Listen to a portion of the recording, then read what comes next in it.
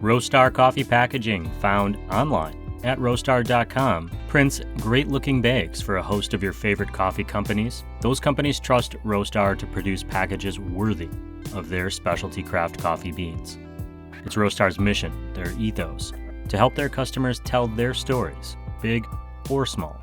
That includes those of you roasting coffee at home. If you're a small roaster wanting to share your coffee with friends and family and your coffee community, Roastar will support you too.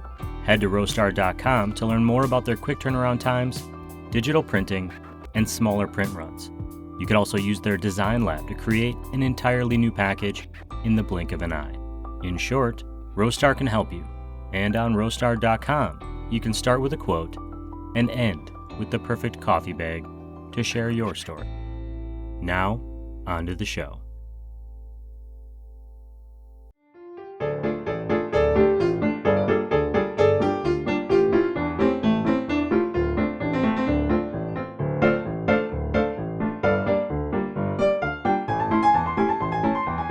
Hey everyone, welcome back to the Coffee People Podcast. I'm your host, Ryan Woldt, and this is the very first episode of season freaking 12. This show is presented by Roastar Coffee Packaging and is part of the Roast West Coast Coffee Network. Go to roastwestcoast.com to find recaps of these episodes and our Coffee Smarter podcast, and frankly, so much more. For 4 years, I've been using this show to connect with guests who have some sort of connection to the coffee industry. We've shared the stories of roasters, baristas, farmers, scientists, artists, tech entrepreneurs, and more. When people ask me to describe the show, I say it's an exploration of entrepreneurship and motivation, with a dash of inspiration that's all wrapped up in coffee, somehow. The coffee is what connects us.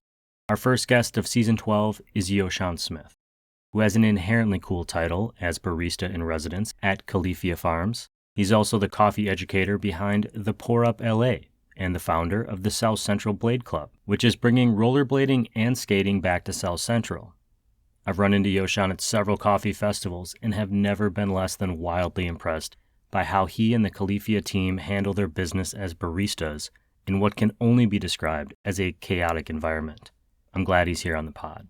And while you're listening today, be sure to click on the links in this podcast show notes and follow at the Pour Up LA on Instagram. You'll also find links in our newsletter at roastwestcoast.com, which you should sign up for. Our newsletter comes once a week, and you can listen to this show right there in the email if you're not already on Apple or Spotify like everyone else. Today, I'm drinking a cup of coffee that I brewed as a V60 pour-over. It's a blend of Colombia and Ethiopia from our friends of the show and new collaborators, Relative Coffee Company based in Minneapolis, Minnesota. More on that collab coming in upcoming episodes.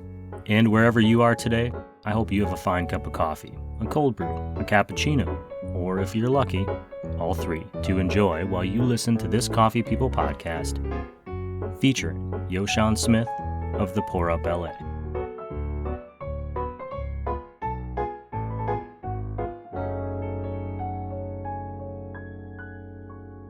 My name is Yoshawn.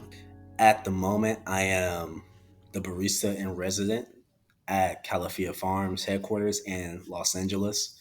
And like the mission right now in coffee for me is just to bring the coffee aesthetic and the quality to places where people wouldn't normally think of to have that same quality, like within Los Angeles. So basically like looking at the places where there's like 4 Starbucks within a mile of each other, right? And it's always a question like, why can't we have a better option here? You know, so I'm showing people that the better option can either be you as a single person or us as a collective to bring that better quality to everyone else, you know? That's actually a really interesting way to look at it, that you, as the consumer or as somebody wanting to start a business in coffee, have agency in your community to say, I want to make something better, even if it's just in my house. Yeah. I would like to point out that I've met you a couple times in passing at various coffee conventions. And for my money, you have made the single best coffee drinks I've had at any convention. I know the I convention appreciate that. space is chaotic and hectic, and it's not a place I would necessarily think of as there's somebody here who's got a lot of time to prepare and exact, but you somehow make it work and make it seem seamless. So I really appreciate that. Thank you. You're welcome. It's noticeable. I wouldn't say it if I didn't believe that. You mentioned Barista in Residence, which is a very cool title. I hope they give you business cards of some kind. Oh, they did. You also have this other thing called the Pour Up LA, where I see that hmm you do like barista training and kind of take that role further into the community. I'm wondering if you could tell us how that got started. Yeah. So that was due to like the lack of trying to find baristas to work. Well, at the shop that I was working at before, and then I realized it was a problem for like almost every shop I knew people at. You know, it was always like, hey, do you know someone who wants to be a barista or wants someone who wants like a job in coffee? And the only people I was able to contact were the same 10 people I know who already have jobs at coffee shops. You know, Mm-hmm. so I narrowed it down to like the reason why we can't find anyone is because during the pandemic, people got paid to stay home, right? A lot of the service workers at the time were like, why would I go back to doing that job? Why I now have an opportunity to do something else? So now that the shutdown is over, people are back to their lives. There's not enough baristas out there, enough social like service workers out there who actually want to do the job, or people who are willing to like learn how to do it. Because due to like intimidation of shops, because you go to a small shop, it will be busy. Um, Due to like failure to like multitask, which is a big deal in the service industry, especially like behind the bar, and like the lack of ability to socialize while working, which also falls into like the multitask. So I took it into my hands like, well, what's the problem? Right? There's not proper barista training out there. I mean, there is, but the price is out of reach for most people, you know? And also like you have to travel if you're in South Central like I am, we have to travel to North Hollywood, right? To get any kind of like barista training. And that's again out of reach for people, especially for people who work. So I just asked the question. I was like, hey, well, would people be down to like come to some classes if I teach them, you know? And I'll just have some homies show up. We'll teach it together because we all have different perspectives of what's going on. Because in the end, everything's subjective. But as long as people have a grasp on what to look for, they can get it and do it well on their own.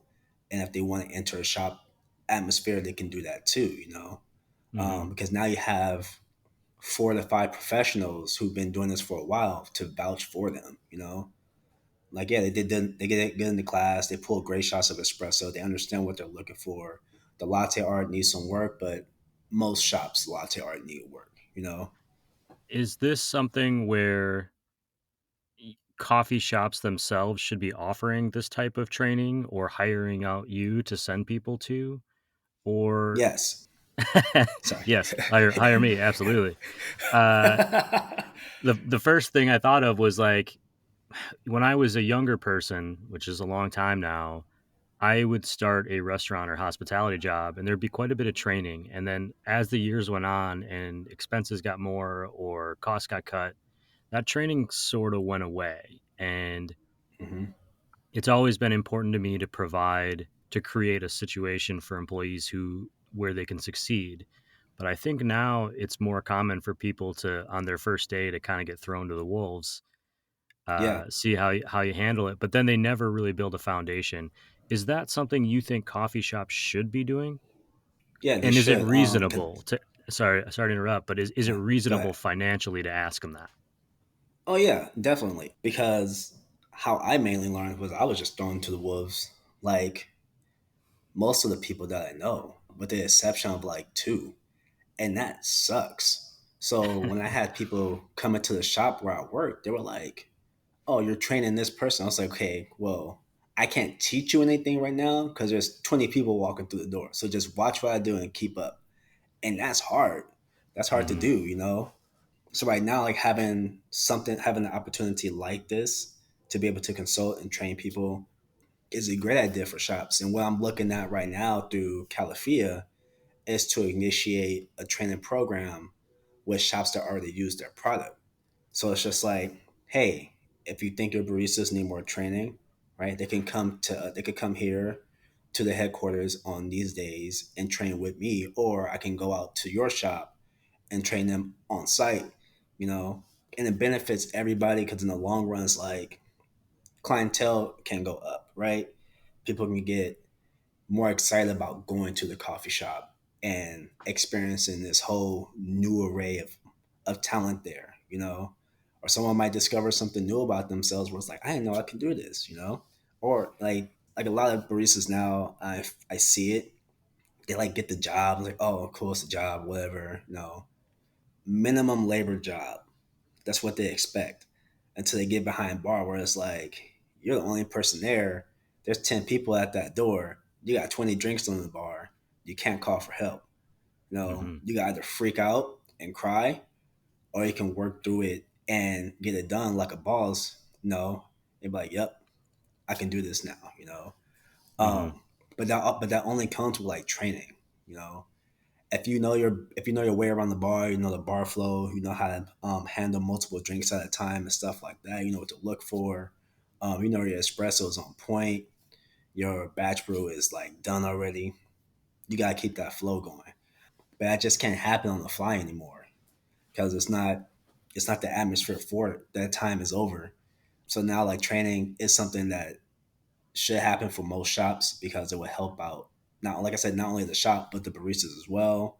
You can also offer it to people, to customers, right, as a public event.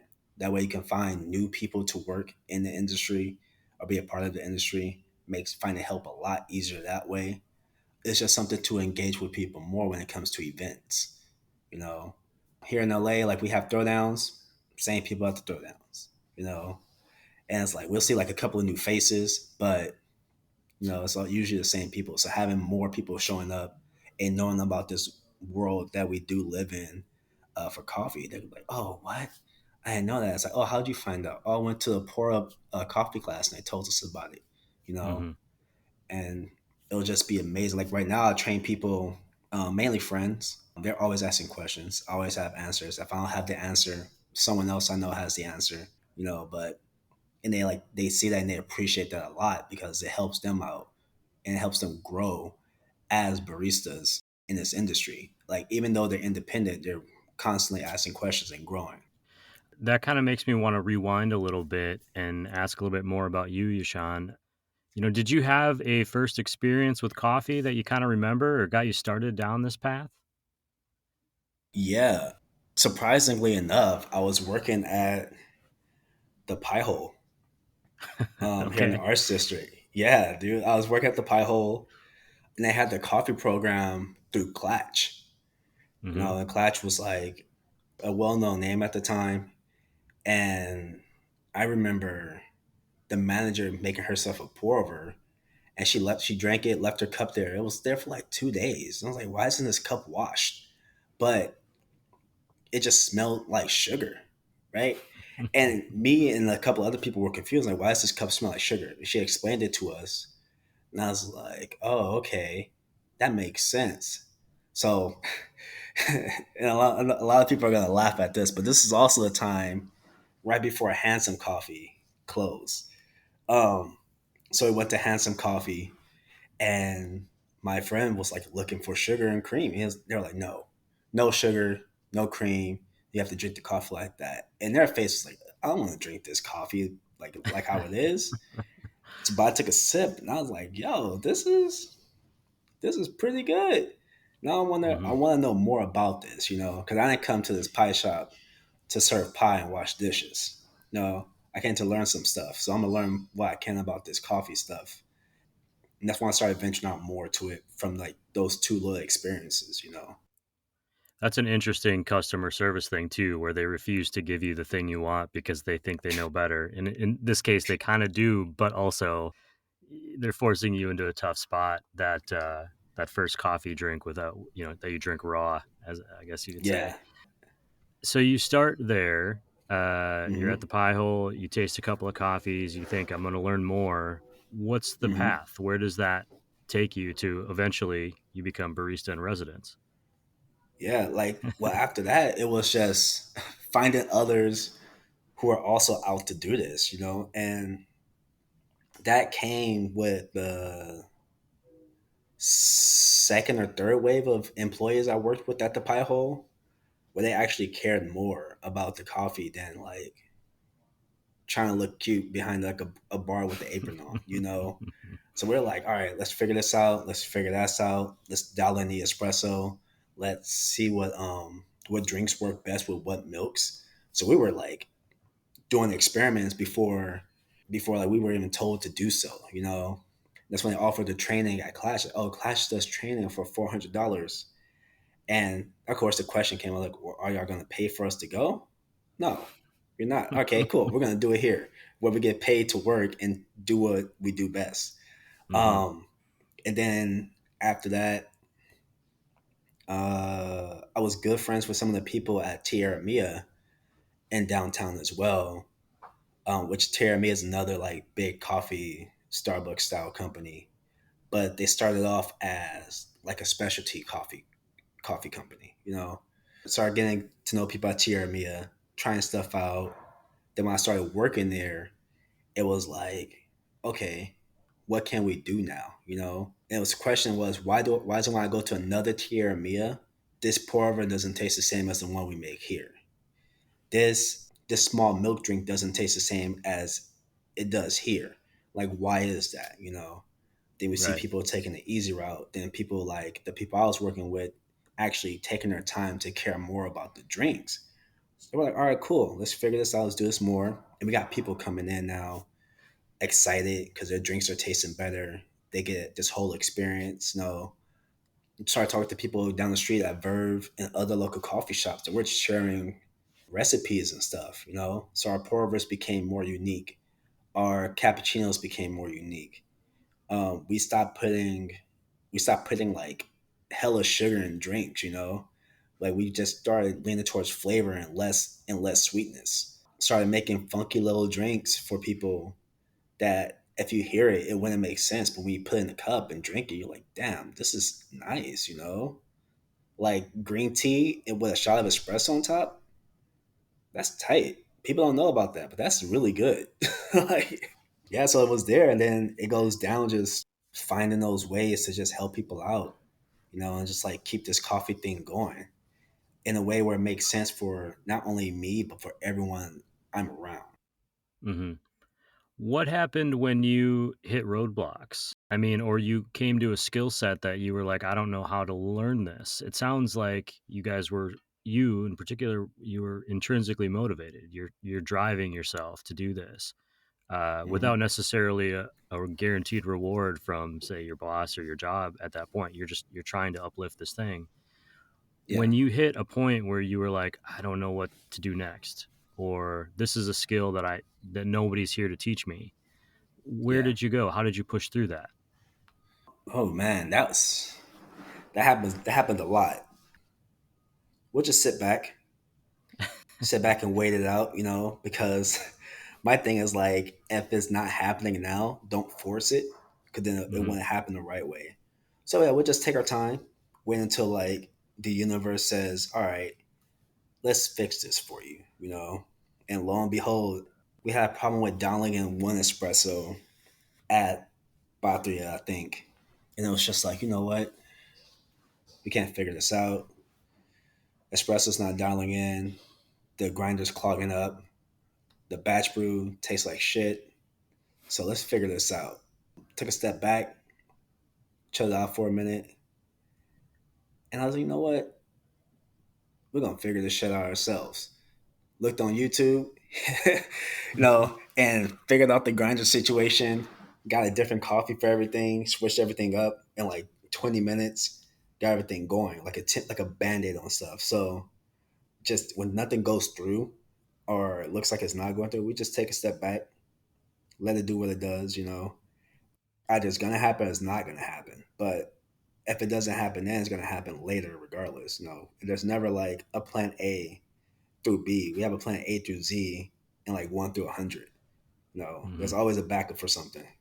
But if something I personally can't do, I'm glad I now have a network of people who know, what to do if I can't do it. And I think they know as I feel the same way about them. If they can't do it and they have to ask me, then it's a real issue, you know. But we're gonna Yeah, get through it together. the festival experience, coffee festival, is you're setting up a new bar essentially every event that you go to. Yeah, You're in particular, it's noticeable at the Califia.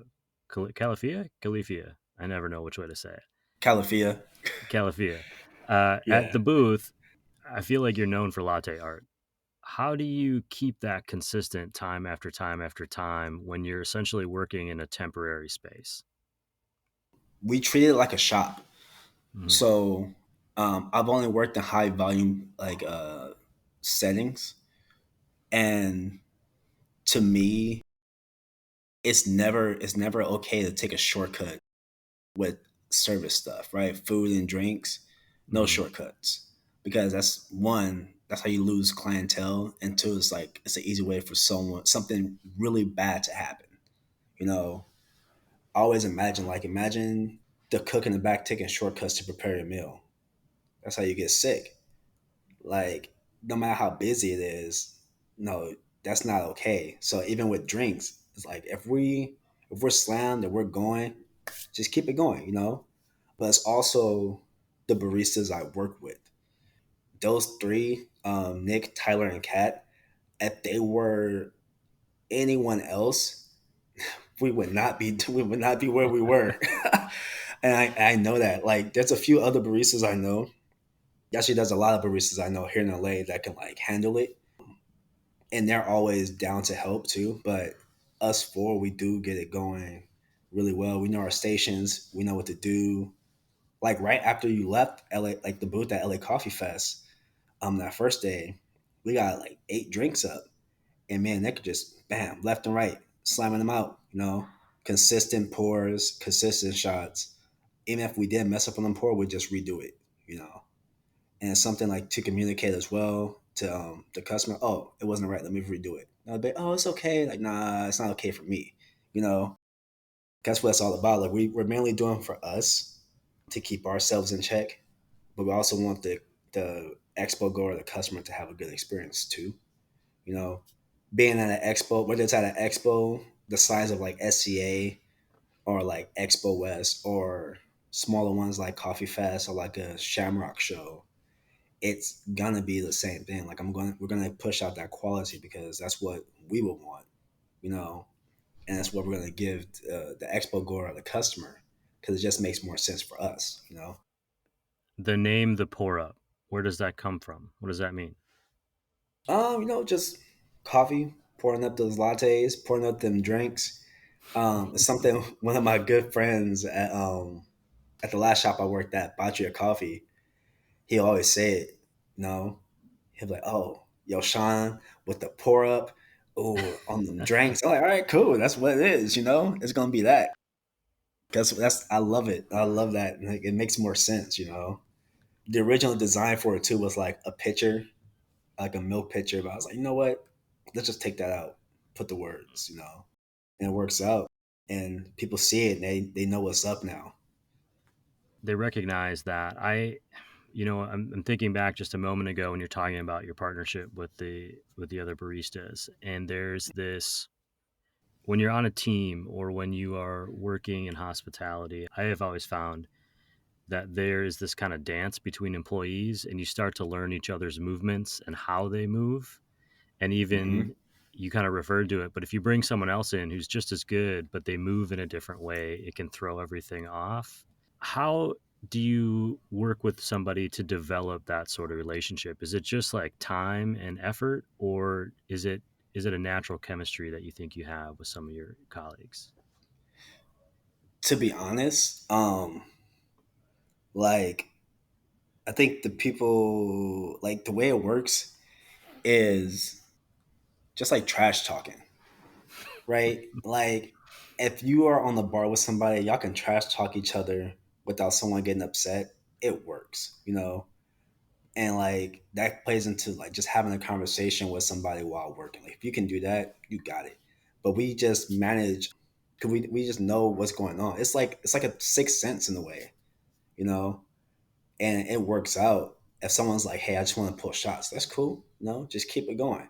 But I know once they walk away, like if I walk away for a second or they walk away for a second, I know they're going to steam that milk and I'm going to pull that shot if we need to. And we'll just hop right back into it and keep it going. There has been times where we'll have someone like the salespeople for the booth hop in and I'll just be like, don't worry, I got it. Like we got this. It's like when the boss shows up and wants to help out, and you're like, it's just easier if you don't. Just stay on register, bro. It's okay. Yeah. We don't need you anywhere near this machine. Just stay on the register. When I was getting ready for this conversation, I saw that you have this other world, this other life in skate culture, Hmm. in skate culture LA. The South Central Blade Club, which Yes. I was kind of watching some videos, and you, as part of that, you have this whole series where you ask people what skate means to them, and you kind of delve into a little bit about mental health. How do those two things Hmm. overlap for you? What does being a skater mean to you? It means a lot to me. Skating as a kid was a way for me to just go outside. You know, sometimes either with my friends or by myself. But every time I was out skating, like I never had a bad moment. Like per se, like I can fall, get hurt, but at the end of the day, like I felt good about it. It was never something to take away. I never knew it as something to take away stress from me. It's just like a way to relax, really. And it was always great. So when I was asking those questions, it was during Mental Health Awareness Month, and it's during the time where like skating is one of those sports where people don't talk about stuff like that. It's always like, "Hey, what's up? How you doing?" As in with most things, like, "Oh, I'm good, whatever." But no one stops like, "Are you all right? You're not skating as good as you should today, or as you usually do. Everything good? You good? You know, you mess up on the warm up trick. What's going on? You want to talk about it? We could do some push ups, have a conversation, figure it out. Hmm. Um, or if like when I have the classes, when I have the outside class, or when we're just having skate sessions, people will be like, "Oh man, I don't know. It's just a hard day. No, I just gotta go skate. Let's go skate. You know, we'll go skate, talk about it, get some tricks in, chill. The day goes better. It's a therapy session for everyone. You know, having that freedom to have wheels on your feet and just glide around is tight. I wouldn't trade in it for anything else, really. You mentioned classes, skate classes. Hmm. I haven't been on a pair of roller skates since like seventh grade, and even then, I was only doing it to try to like give a paper flower to another girl in my class. Can a beginner show up to a skate class and get started enough that they think they can do it a second time and a third time? What's a skate class like? Oh yeah. So most of our classes are that. It's just beginners. I'll put a call out for days we are having skate classes and the times and stuff like that. And people like, if you need skates, let me know. If we have a size for you, we have a size. If we don't, still come hang out, see what's going on. But most of the people are either people who haven't skated in a long time, saw skating on the internet and want to get into it, but they didn't know how to or where to go. Or people who are just at the park, at the moment, like, oh, I want to try. Cool. We got skates. If we got your size, you can skate with us. We'll run you through the paces. We'll do the basics and stuff like that. I always let people know you will fall and it will not feel good, but you can't let the concrete win, you know, because if you do that, just stay home. Because like if falling's a part of it, and people see me as like this professional skater, but I tell them like even you can be the best pro in the world, you still fall. You still get hurt, and that's just a part of the whole sport. That's any sport, really. I mean, you get hurt walking, but you still keep walking. Well, there's something to be said for falling and knowing that you can get back up. It's Yeah. I'm not encouraging violence in any case, but you know, if you get hit by the concrete or you get hit by a punch once and you get back up, you know that you can. And once you have that Hmm. knowledge, it makes it a lot easier to go further, go bigger, Oh yeah. because you know that you've got some grit in you that you're willing to do that and get up. Yep. I saw that you Yep. did a toy drive as part of the skate group. Are you going to be doing something like that Hmm. again this year? We're just as we're getting into the fall, I suppose. Yeah, we hope so. Right now we've been dealing with a lot of like red tape with this newly like designed skate track at our local park because I don't know, we don't know why. It's just been a hassle, but we finally got it open. No, so skate classes can happen again. So skate classes this Saturday at Colonel Leon Washington Park from 4 to 6. Yeah, we finally got it open. So like the thing now is since we have a designated area, we can have a toy drive there rather than having it at a skate park. You Mm, know, um, that was always the idea. Like the whole point of the classes at this park were to bring more the community out and see what's capable at the park. And with this like roadblock, like you were saying earlier, with this roadblock, we just let it ride out. It was gonna figure itself out. It did because other people were pissed off. And now we can have the toy drive there. We can have back to school drives there. We can have little like barbecues there. It's open space now, and now the community can come out and enjoy it. So yeah, we will be doing another one. We're gonna partner up with our good friends PCP Co, a skateboard brand, and hopefully some other rollerblade brands, Item Clothing, Intuition Skate Shop, and probably Dim Skates. We're gonna try to make it a nice one this time. is this something that you are? It's just something you do, or is this like?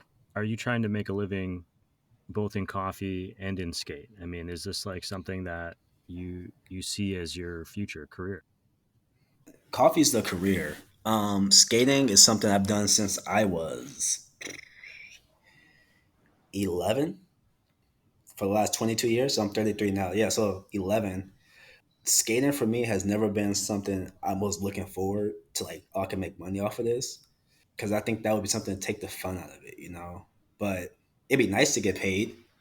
Um, but at the same time, it's like I don't have much time to just go skate like that. And yeah, so like the coffee thing will always be the career, but the rollerblade thing is something I just love doing, and I want other people to see that there's joy in that sport too, which is also why the classes are free. You know, Yeah, get more people involved. yeah, get more people involved the right way. You come out, there's no commitment. Like you don't have to show up, because you're not paying for anything. You know, and I think that resonates more with a lot of people. So it's just something that's gonna keep going. We've been going 4 years strong now. I'm hoping to just do it more and more, get more tracks built, get more people outside, especially for like the summer. Not during this ridiculous heat wave we have right now, but just in general, because you can do it any time of the year.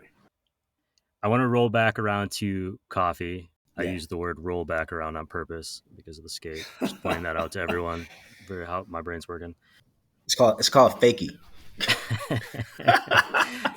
When you look back and you see your coffee experience and how you had to kind of push through and learn on your own, if there was somebody now who just got a job, they're behind the counter and they're starting to learn coffee, what is something you would Hmm. tell them? What sort of advice would you give to that person as they're considering moving forward in their own coffee experience?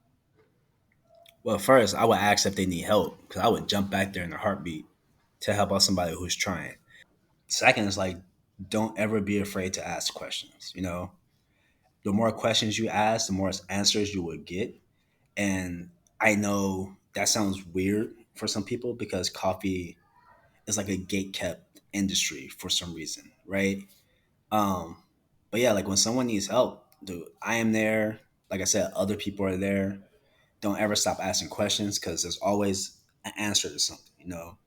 And sometimes people don't know like why 2 hours after you dial in that the espresso's going to shit because they don't understand like it changes. There's things happening in that grinder and with that coffee during that time that's not going to be the same as it was 2 hours ago.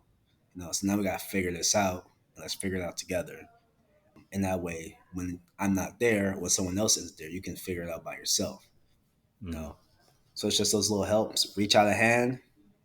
No, give a hand back. Help people out one day at a time. No, it's just that's just the best way to go about it. I'm looking at you as the expert in using oat milks and almond milks and the products that they're using there. Latte art with alternative milks has traditionally been looked Mhm. at as a pain in the ass Yeah. by baristas. Any tips for baristas out there who are trying to do a better job with their alt milks because it's a high demand product these days? Yeah. So don't steam your alternative milks like whole milk. It's not the same thing. Whole milk has more fats in it. Alternative milks have less fats. So if you stretch it too much, you're not gonna get what you want. The idea I have for oat milk and almond milk is don't do it from 150 to 160. Do it from 145 to 155. Right? You want that milk to be warm or somewhat hot enough to just drink immediately. Bring out those natural sugars, work with it, pay attention to what's going on. This is when your sight, hearing, and touch on the pitch are all going to come in handy. Now, if you're hearing too much, you're stretching too far. If you're not hearing enough, you're not stretching enough, right? And if it's getting too hot, that means either you're touching with your fingertips and not your palm, or that steam well's too close to the wall. So just be careful because you can burn alternative milks. People don't know that. You can burn those milks. Those sugars will burn out. You're like, oh, it just tastes like oat. Yeah, out the window. You know, yeah, mix accordingly. Like once you get it right, it's easy. I'm steaming stuff here where it's like this shouldn't even you shouldn't even be able to steam this stuff, and it just goes the same method applies. Like just remember that this is not the same as the last thing you steamed. This is totally different. You know, just figure it out. Light stretches, not big stretches, because people would man walk into a shop. You hear that noise. You're like, nope. What is that? Whole milk? Nah, it's oat milk. Nah, take it away. As somebody who's done some really impressive clouds latte art, I can't quite relate to the skill set. But what did I not ask you today? What should people know about your efforts in coffee or in life generally? In life and coffee, like we try and keep everybody moving forward in coffee. I don't know about most places, but here in LA, it's a tough industry. We if you're in a small shop that's not in an area where it's like saturated with coffee shops, it's tough. It's tough, but it also gives you more time to be a better barista. Do that, like focus on what you're doing, focus on your craft, compete more. I think more baristas in LA should compete more, whether it be in a throwdown or just any other coffee competition. It can help you out. If you win or lose, it doesn't matter. The point is you tried. And trying's never a bad thing to do. And also in life, like, yeah, man, I'm always up to help people. I'm always down to like see people do better. Trying to use my opportunities to give other people opportunities, making sure like shops treat their workers properly. I'm always constantly letting people know, like, as a California employee, you have rights. So if you ever need some like legal work advice, shoot me a DM and I'll tell you exactly what you need to do.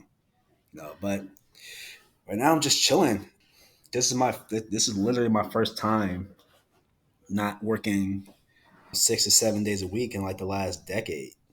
You know, More time to skate. more time to skate, more time to get kids on skates, more time to just hang out. And focus on everything else. Yeah, man, that's basically it right now. Just big chilling. When you are taking that extra day and you let's say you're out skating and you stop at a coffee shop and it's new, someplace you haven't been, but it looks like they're doing an all right job. What are you going to order? Oh, I get the trio. The trio at any new shop is always the thing to get. That would be an espresso, a pour over, or just a batch coffee, um, Hmm. and then a cappuccino. And the reason for that is you get that espresso, you can taste it. Okay, it's good, right? There's some things in there that could be better. That's like these are questions, these are conversation starters for the barista, pretty much. Oh, what's on batch today? Oh, it's this and that. Oh, cool. Is it like a medium roast or a dark roast, like a blend? Great, right? That's easy. Espresso. Oh, what's on espresso today? Is it what kind of process? Is it natural process, wash, honey?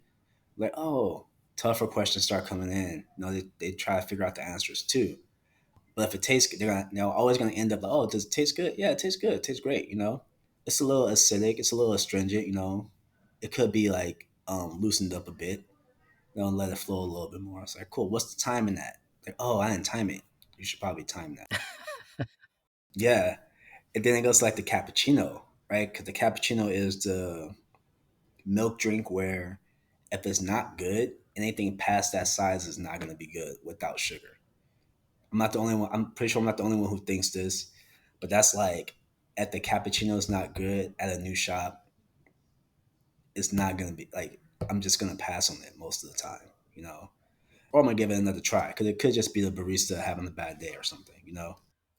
Yeah, I have this policy that if I have a bad experience in a shop, I don't, I wouldn't like write a review or do, go out and say I had a bad experience because I don't know what was happening in that shop that day. Yeah, Whereas if I have a good experience or a positive experience, I'd like to share that because I'm optimistic.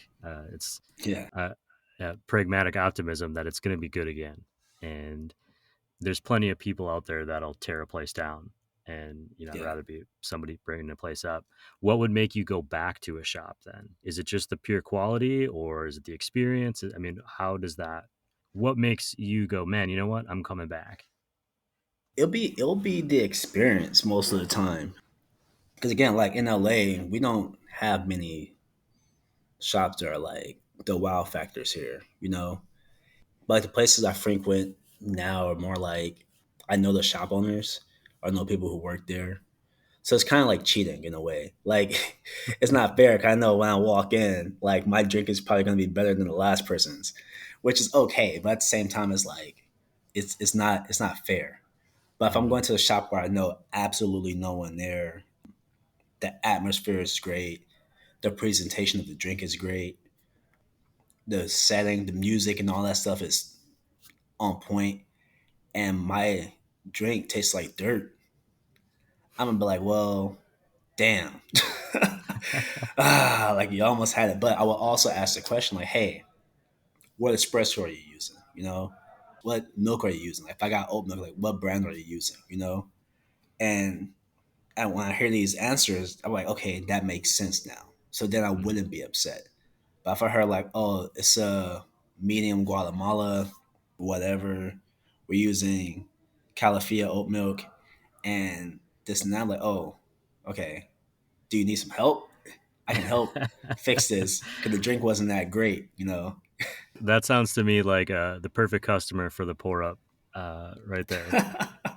Yep, that's the thing that I can help with. But other than that, like certain places I would go. I don't drink ice drinks. In certain places I would go, and if I like the coffee, I would get an ice drink. I would get like an espresso tonic or something. I'm like, oh damn, this is nice. You know, so that would really make me go back, or just like I said, if it's not for the aesthetic or the mood of the place where it feels more welcoming, I would definitely go back for the quality of the drinks. You know. Hmm. I want to say thank you for spending this time with me, especially in the middle of the day. I certainly appreciate it. I also appreciate, as I mentioned, the excellence that you show at the events that I've seen you at. And it Thank sounds you. very clear to me that, you're trying to pull that through the rest of your life as well. And so Hmm. anytime there are people in coffee trying to uplift other people, I certainly appreciate it. Well, thank you. I appreciate that. Yeah, you're Appreciate you welcome. taking this time as well. This is good.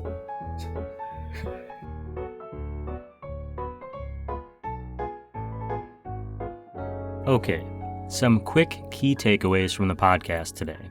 Very quick, actually, considering Yoshawn's an inspiring guy. I wrote 1,000 words just in notes as I listened back to the show. For starters, if you want something, you can get it, but you're going to have to work for it. If you're intrinsically motivated, you can achieve even more when you reach out to collaborate. Yoshawn has been tapping into a desire to bring quality to his community by helping educate and uplift others, who will then also have a higher expectation for the quality of coffee and hospitality experience right there at home. Then when the confidence has risen, the experimentation begins, creating a more well-rounded coffee experience for all of us. Yoshawn brought up socializing while working early in the list of things he identified as challenges for baristas early in their journey. As a former bartender, I will vouch for the fact that it's a real skill to manage your workflow while also engaging with the humans. It isn't a requirement for making a great cup of coffee, but it is the difference between creating a product and providing a hospitality experience. Most people don't remember service that is accurate. You remember the feeling of connection that occurs when a barista or a bartender or a waiter adds that dash of hospitality that leads to warm, fuzzy emotional connections, both to a business and to that cup of coffee. Other thoughts from today's show include that sometimes it can be valuable to pause and let a bit of awareness seep in. It may help you decide on the next steps. And as for mental health, we all need outlets. We need to find that thing that gets us into a flow state outside of work, be it skating or cycling or crafting or brewing a cup of coffee. Something that lets our brains relax and leave room for problem solving and perspective shifts, something that's going on in the background sometimes. For me, it's riding a bike. If I'm not riding or my bike riding isn't bringing me joy, I know something else is off kilter in my life. Being good and being all right are two different things. So be sure to note where you are. Yoshawn was talking about skating when he said, quote, "You will fall and it will not feel good," end quote. But I think that is true of so much more than skating. Accepting falls as part of the process allows us to learn how to get back up, making it easier and easier to push beyond where we thought we were capable of going. Learning to get up is just as much a skill as being good enough to prevent the fall. That's our show for today. You can tap into a longer recap in our newsletter at roastwestcoast.com, and be sure to follow Yoshawn at the Pour Up LA on Instagram.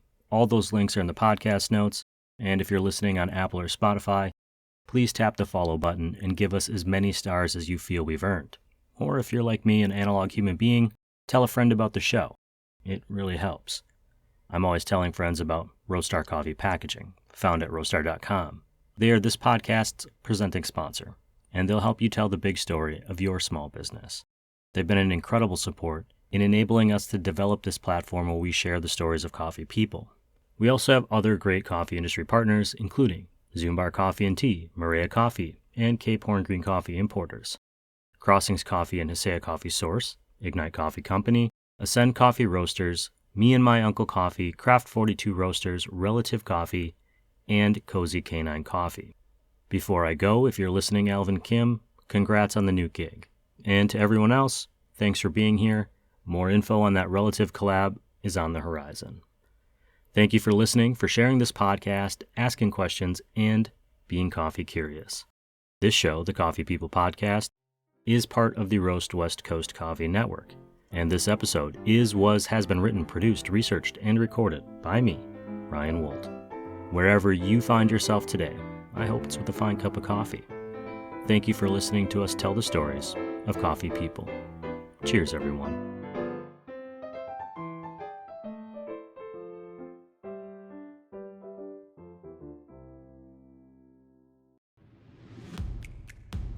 If you are in the early stages of your coffee journey, we want to support you.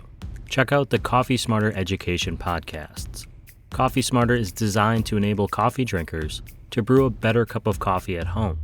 And Coffee Smarter Pro covers industry-specific topics for baristas, roasters, shop owners, and aspiring coffee professionals. You'll find both shows on your favorite podcast platforms or on our website at coffeesmarterpodcast.com.